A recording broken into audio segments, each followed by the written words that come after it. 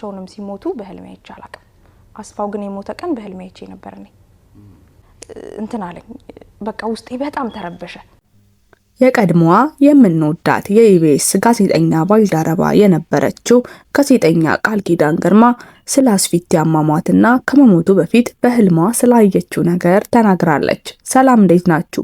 ውድ የቻናላችን ተመልካቾች እንደ ሁልጊዜው ላይክ፣ ሼር፣ ሰብስክራይብ ያደረጋችሁ ቤተሰብ እንድትሆኑን በአክብሮት እንጋብዛለን። ኢቢኤስ ካፈራቸው ጎበዝና እንቁ ከሆኑ ጋዜጠኞች መካከል ናት። በርከት ያሉ ስራዎችን በኢቢኤስ ውስጥ ሰርታለች። ስራዋን ሁሉም ኢትዮጵያዊ የሚያደንቀውና የሚወደው ነው። ደርበብ ያለች ከብዙ ነገር ቆጠብ ያለች ንግግሯና አካሄዷ የተቃናላት ሁሉን ነገር በውስጧ ይዛ የምትኖር አይነት ሴት መሆኗ ከሩቅ የምታስታውቅ ቆንጆ ሴት። ምንም አይነት አሉባልታዎች ሆነ የጎንየሽ ወሬ ይሄ እንዲሆነ እንደዛ ሆነ ያለች በአደባባይ ወጣ የማትሟገት ስራዋና ስራዋ ላይ ትኩረት በማድረግ የሰውን ወሬ በስራዋ የምትመልስ ጎበዝ ሴት ናት። በአጠቃላይ በመናይበት ደረጃ ሁሉም የኢቢኤስ ጋዜጠኞች በጣም ስነ ምግባር ያላቸው ናቸው።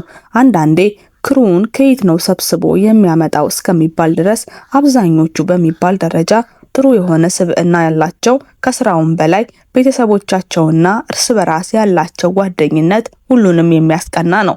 ሁሉም የሥራ ቦታ እንደዚህ ቢሆን በርከት ያሉ ሰዎች ወደ ስራ ለመግባት የሚጓጉበት አይነት ነው። አስቡት እስኪ የምትወዱትን ስራ ከምትወዷቸው ሰዎች ጋር ስትሰሩ ስራ ሳይሆን እንደ መዝናኛ እየቆጠራችሁ ሙሉ ቀናችሁን በሳቅና በጨዋታ እያሳለፋችሁ ስራችሁን ሰርታችሁ ወደ ቤታችሁ ስትመለሱ የኢቢኤስ ጋዜጠኞች አብዛኞቹ እንደዚህ ነው የሚሉን። እንደ እሁድን በኢቢኤስ አይነት ፕሮግራሙን በመናይበት ጊዜ ታዲያ በተለይ ደግሞ አስፊቲ በህይወት በነበረበት ጊዜ ሁሉንም እንደ አባት ደግፎ ስራ እንኳን ሲሰሩ ልጆቼ ያለ በመጣራት ለሁሉም የየግል ስም እያወጣ ስራቸውን ወደው እንዲሰሩ ህይወታቸው ላይ የገጠማቸውንም ችግር እንደ አባት እንዲያወያያቸው በማድረግ መፍትሄ ላይ የሚደርስ ትልቅ አባት እንደነበረ ይመሰክሩለታል። የኢቢኤስ ቴሌቪዥን ተወዳጅ እንደመሆኑ የተነሳ በርከት ያሉ አርቲስቶች በዚህ የኢቢኤስ ቴሌቪዥን ውስጥ መቀጠርን ትልቅ የህይወታቸውን እድል ይዞላቸው ይመጣል። በርከት ያሉ ድርጅቶች ለብራንድ አምባሳደርነት የተለያዩ ለቴሌቪዥን ማስታወቂያችም ሆነ ብራንድ አምባሳደርነትን በቀላሉ ለማግኘት ይጠቅማቸዋል። ከዛም አለፍ ሲል ደግሞ በህዝቡ ዘንድ ትልቅ ተወዳጅነትን ያስገኝላቸዋል። በተለይ የሚያቀርቡት የመዝናኛው ዓለም እንደመሆኑ ሁሉም ሰው በእረፍት ጊዜው የሚያየው ከህፃን እስከ ትልቅ በአንድነት ቁጭ ብሎ የሚያየው አይነት ፕሮግራም እንደመሆኑ ሁሉም በአንድነት የሚወዳቸው ናቸው። ታዲያ ወደ ጋዜጠኛዋ ስንመለስ በሀገር አሜሪካ ከገባች ቆየት ብላለች። በእርግጥ ወደ አሜሪካ የገባችው በትዳር ዓለም ነው። ከዛም በኋላ በርከት ያሉ ትችቶችንም ሆነ አንዳንድ መልካም ነገሮችን አስተናግዳለች። እስቲ አንዳንድ እያለን ስለገጠማት ነገር እናውራ። ይህንን የምንላችሁ ራሷ ከተናገረችው ፖድካስት የተወሰደ ነው። ባልደረባዋ የሆነው አስፋው መሸሻ ምን ያክል እንደምትወደው በተናገረችበት ጊዜ የቤቱን ቁልፍ እንኳን ለኔ እስከ መስጠት ድረስ የደረሰ ነው። ይሄ የሆነው እኔ የምኖረው ደብረ ዘይት እንደመሆኑ ስራዬን ሰርቼ በተለይ ደግሞ ማታ ላይ ለመመለስ በጣም ይቸግረኝ ነበር። በዚህም የተነሳ እየተመላለስኩኝ ቤተሰቦቼና ልጆቼ እዛው እንደመሆናቸው በርከት ያሉ ጊዜያትን በመንገድ ላይ አሳልፋለሁ።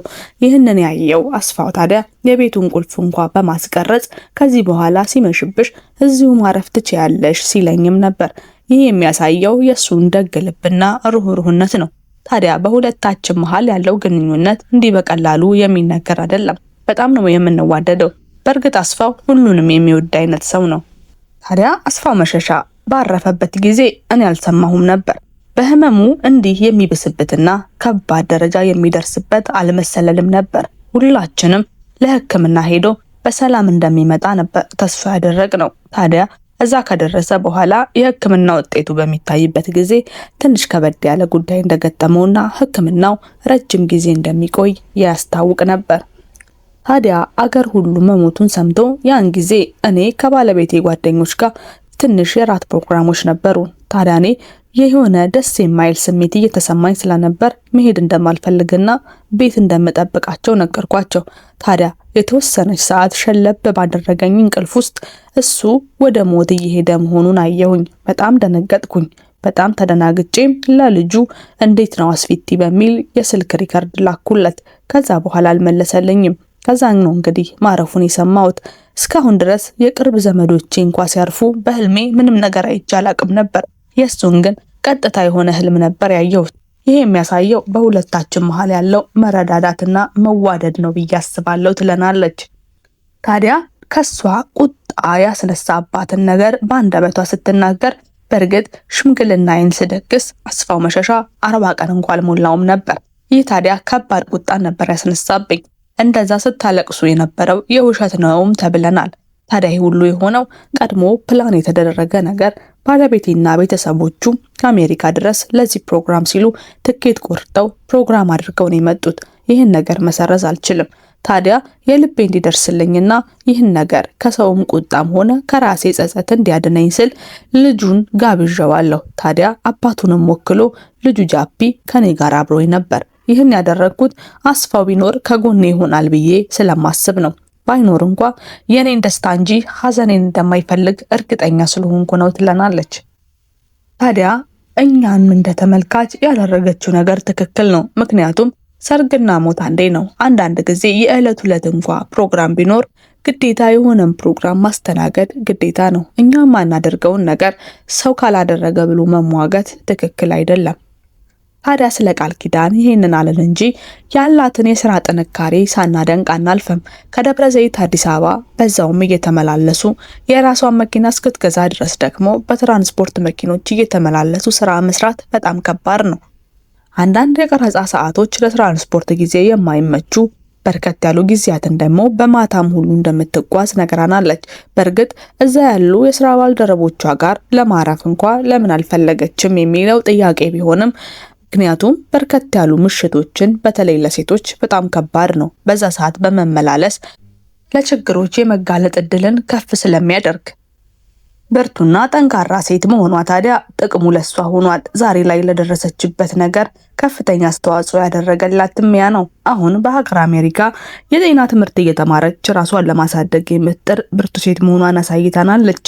ሁላችንም ታዲያ ከምንወደው የኢቢኤስ ፕሮግራም መካከል መረዳዳትን የሚደግፈውን ፕሮግራም በዋነኝነት ታዘጋጅ ነበር። በዛ ሰዓት ሁላችንንም የምታስለቅሰን አለቃቀሷ፣ ሰዎቹን አጠያየቋ፣ አይን አስተያየቷ ራሱ በጣም የሚያሳዝን ነበር። በእርግጥ በኢቢኤስ ላይ ተረድቶ ሀሳብና የቤቱን ኑሮ ተናግሮ ያላለቀሰ ኢትዮጵያዊ የለም። ይህንን ታዲያ ተቋቁማ ሀሳባቸውን በግልጽ እንዲገልጹና ይህንን አልፎ ነገ የተሻለ ህይወት እንደሚመጣ ማሳያ እንዲሆኑ የምትመክራቸው ምክር ሁላችንም የምንወድላት ነው።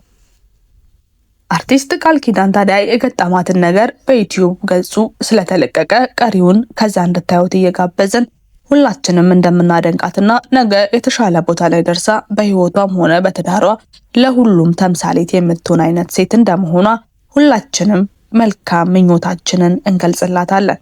እናንተም ተመልካቾቻችን በኮሜንት ስር ሀሳብ አስተያየታችሁን እንድትጽፉልን በአክብሮት እንጋብዛችኋለን። እኛ ለዛሬ ይሄንን ብለናችኋል። ሰላም ቆዩ።